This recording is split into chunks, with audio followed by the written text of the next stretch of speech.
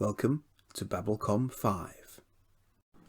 This is episode 6 of season 5 of Babylon 5 Strange Relations. Delenn lets Lockley know that she knows why else John picked her, but we still don't. Lockley suggests they keep it between the 2 or 3 of them. Garibaldi lurks behind a column as they speak. What looks to be a Primus-class Centauri battlecruiser is in a parking orbit, so as Zack notes to Londo, telling him his ship is ready is a little superfluous. Its presence brings Londo no joy, as he tells Zack that the Regent is ill, and for the near future Londo will move between Centauri Prime and the station, but once the Regent is gone, the Centauran will look to Londo to step up to become Emperor, and then he will no longer see the station, except perhaps for state visits. He's surprised at how much he will miss it, and deep in his gut he tells Zack that he knows things are going to go downhill from here. His people always know. It was the case for the first Emperor Malari too, long ago. Elsewhere, a transport is having navigational control issues inside the station, and despite Corwin telling it not to activate its thrusters, it does so, with predictably explosive results in the confines of the egress area. Boom today. Lockley investigates the damage to the main elevator herself in a fury, encouraging the cleanup crew's chief to get it done in 11 hours, and she won't mention that picture from his bachelor party. Thusly incentivized, she leaves the team to re-enter by another entrance, as we see a Psychor transport is amongst the delayed ships waiting to board the station. Lita is busy helping herself to medical supplies for the telepath colony to Franklin's mild annoyance. She notes that these supplies were earmarked for down below anyway, so it's not really stealing, and confirms that she does indeed support what Byron is trying to do for the telepaths in finding them a home. So off she goes with her booty, with Franklin encouraging her to just ask next time. Her supplies are gratefully received, but she is less successful in trying to persuade Byron to get some rest, her attempt to do so resulting in him likening her to his supporting willow tree. Just then, he and the other telepaths start to appear nervous. Then he tells her to take her barriers down, to allow her to detect the arrival of the Psychor Bloodhound units used to detect rogue telepaths, led by our good friend, Mr. Bester. Garibaldi is told the news shortly thereafter and charges off, because of course he has a lot of unfinished business with the man after the events of last season. Unfortunately, he finds him chatting with Lockley over a coffee, and she is less than prepared to entertain his issues, punching him in the face to demonstrate the point, before having two somewhat reluctant security guards remove him to the brig until further notice. Bester shrugs it off, knowing full well why Garibaldi was so keen to get to him, saying he's used to it. Elsewhere, Delenn and Jakar are offering Franklin a slight variation to his current employment terms, namely focusing on intraspecies disease transmission, with the Interstellar Alliance anticipating greater interaction between unknown species.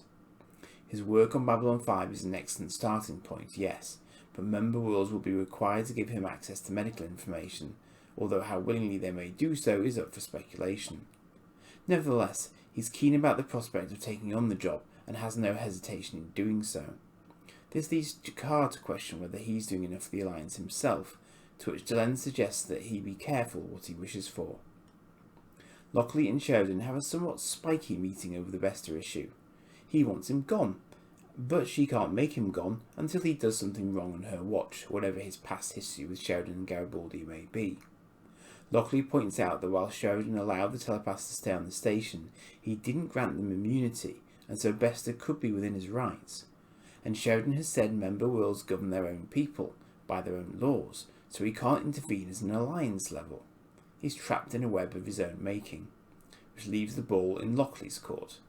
She rapidly finds herself with another issue, as Corwin grants the Centauri cruiser permission to get underway for Centauri Prime owing to the delay, at which point it promptly disassembles itself as explosions rip through it. Zack's investigations suggest the Centauri explosive was used, triggered to the navigation system being set for its return journey. The station was its last stop, and the only important passenger who would have been on board was Londo. Someone didn't want him going home.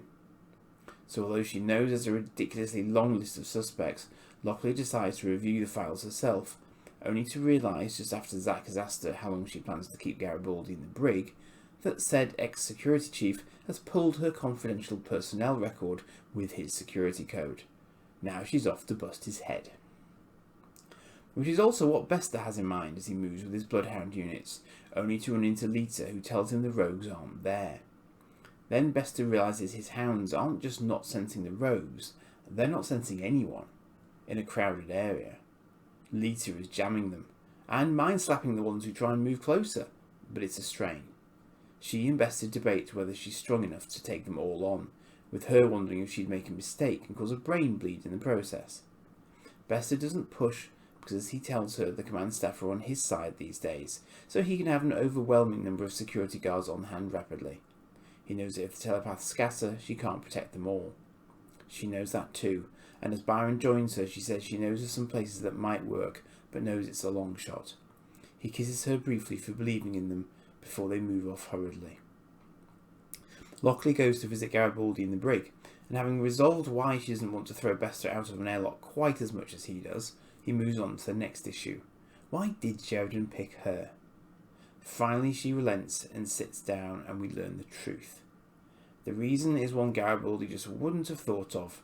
They were once married. For all of 3 months, straight out of the academy. Both rapidly realised that it was a mistake, as they both wanted to be in charge all the time, which just didn't work. So they fell out of love. She assures him that to her knowledge Sheridan has only been married 3 times. Garibaldi is left chuckling at this revelation, which is not to leave the room, but neither is he, until Bester is off the station. Just then, she gets the call that Bester has requested security assistance, and she has no choice but to grant it. We see the result, security chasing down a telepath, whilst Lita remains concealed. However, whilst Bester enjoys her helplessness, he doesn't seem to be intent on making a move to arrest her. Out of options, Zack clearly being unable to help, she hears a call from Byron telepathically and goes to him. Half his people have been captured already. He intends to try and fight with those that remain. He will not leave his people, even though he knows Lita could and would shield him herself. The cargo lifts are repaired, only half a dozen telepaths remain at large. No mistakes have been made by the Bloodhounds, so Lockley can't do anything to prevent them leaving. Earth Dome is dragging its heels and coming back to her on the topic. Franklin takes the opportunity to note the potential change in his role, which Lockley okays, but his mention of cross-species infection and quarantine periods seems to ignite a spark in her, and she asks for him to have the issue put in writing on her desk in half an hour. Delenn takes Jakar up on his offer to do more for the Alliance, but not in the way he might have expected. Noting the importance of the Centauri to the Alliance, she feels that it is important that Londo not be in harm's way. Jakar agrees, saying he needs a bodyguard at all times, one they could trust strong enough to... She has him in mind, doesn't she? Why, yes she does. And frustratingly, he can't think of a good reason why he shouldn't do it, apart from the fact that it would give his people 2 targets. But on the bright side, it would also mean that he would have to accompany Bellari everywhere, including the royal court. The idea that a Narn would protect a Centauri in the royal court, on Centauri Prime no less, is so perverse that it tickles them both, and so Jakar finds himself agreeing to the idea, possibly against his own better judgment. Byron is finally chased down by 2 Bloodhound units, and Bester is positively salivating at getting him off the station with the others. Which is when Lockley throws a spanner in the works, albeit very politely and about 90% convincingly. As the telepaths have been drifting around for so long, passing through various places, Franklin's new quarantine rules bite on them, meaning they need a full medical screening and quarantine for 60 days before they can be allowed to leave the station for Earth space. Bester is willing to give Lockley just this amount of grace as a sign of good faith, provided she agrees not to let the rogues off the station during the period. She agrees to this, but has to fight particularly hard to allow Byron to stay put. There seems to be something between him and Bester in particular. Lockley tells Zack to wait until the Bloodhounds are off the station, and then leave the brig key somewhere the telepaths can find it. In doing so, she has done what she can for Sheridan and for the telepaths, but it's a 60-day breathing space, no more. Byron isn't exactly brimming over with joy, and Zack notes that he has something of a martyr about him. Delenn is explaining Jakar's new bodyguard role to Londo, who asks if he swallowed her symbolism argument. As Jakar joins them, he notes that he'll take the aisle seat, otherwise he can't protect Londo, This apparently will make Londo nauseous, but Jakar will bring sick bags. Corwin thinks Lockley did the right thing, and she says that she learned in her last role that you can't solve all the problems right away. You have to tackle them a piece at a time. She's done just that with the telepaths, but she thinks Bester's right. Ultimately, there's still a problem that hasn't been resolved. As Corwin says goodnight, she realises there's something else she's forgotten, and calls through to security to have her rampaging Garibaldi released. She smirks quietly as she heads to her quarters. Down below, the telepaths have gathered together to sing by candlelight, and Lita takes her Psychor badge off as she moves to join them. It's nice to see Patricia Tallman getting more airtime in this episode, and we're reminded again of just how powerful she now is, even if she can't single-handedly hold off Bester's goon squad. It's interesting that he hypothesises about her having telekinesis at one point, as we saw back in Season 1 that it is possible for a telepath to get that kind of boost, and the Vorlons exhibited something that could have been telekinesis too, although it might have just been an encounter suit effect. Ultimately, as Lockley says, this situation was brought about by Sheridan not giving the telepaths immunity, but as Byron acknowledges, he didn't help by grouping them all in one space under Earth jurisdiction. Sometimes hope just isn't enough, and yet Lockley does manage to buy them a couple of months, even if it changes nothing else about their situation. What is apparent is that Lita is now well and truly throwing her lot in with their fate, and Bester isn't a forgiving soul. Nor, of course, is Garibaldi, and it's pretty clear what he'd like to do to Bester, although that particular situation remains unresolved here, but does give us a nice comedy moment at the end of the episode, where Lockley has accidentally, but possibly on purpose, left him cooling his heels on the brig a little longer than she really needed to. Which also, of course, gave us the answer as to why John was getting the proverbial cold shoulder treatment from Delaney in bed at the end of the previous episode. She's already had to deal with one of his ex-wives. To bring another one out of the closet that he's got to work closely with is definitely not going to do Sheridan any favours. However, it does mean that the Garibaldi conspiracy subroutines can shut down for the time being, so there is that. Clearly Sheridan has gone for a better the devil you know intimately option in his choice of station commander. Which actually brings me round to a question I'm not sure is ever addressed. What do the Minbari do in terms of marriage breakups? We know their selection process for mates is quite rigorous, but I don't think we know what they do if it doesn't work out. I've actually just tweeted JMS about it, so I'll let you know in the description if I get a response. There's also, of course, a Londo Jakar subplot with the primers going boom. Pretty odd shit to be doing passenger runs and to be so susceptible to sabotage. I actually wonder if they meant to use it model-wise, because it seems a bit much given Londo isn't Emperor yet. This was the one slightly contrived aspect of this episode, because the Psychor got on the station after the accident, so there's no reason why a shuttle couldn't have gotten Londo onto the Primus. Maybe the Corps got a priority clearance or some such, I don't know. In any event, what we end up with is a strengthening of the odd couple dynamic between the pair, and long-time viewers will appreciate the irony that both of these characters have had points where they wanted to kill each other, yet now one is going to seek to prevent the death of the other, even though we know he's destined to cause it. It's a hell of a relationship. The Franklin subplot is of course the key that unlocks Lockley's option to keep the telepaths on board, but I'm not clear on how well it's going to mesh with his normal station duties, particularly if he's going to need to go off station to do it.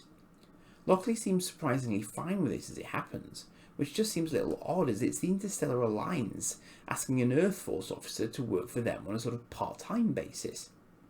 You really have to sympathise with Lockley here, I think. As good as she is at standing up to Sheridan, she's also compromised by their past relationship, and the Bester situation as a whole just goes to underline that. It flows both ways, of course, because Sheridan also has to work around his expectations of where the various lines start and stop. Complex. Some nice Bester wordplay in this one, of course, but not as much as is often the case when he's on board.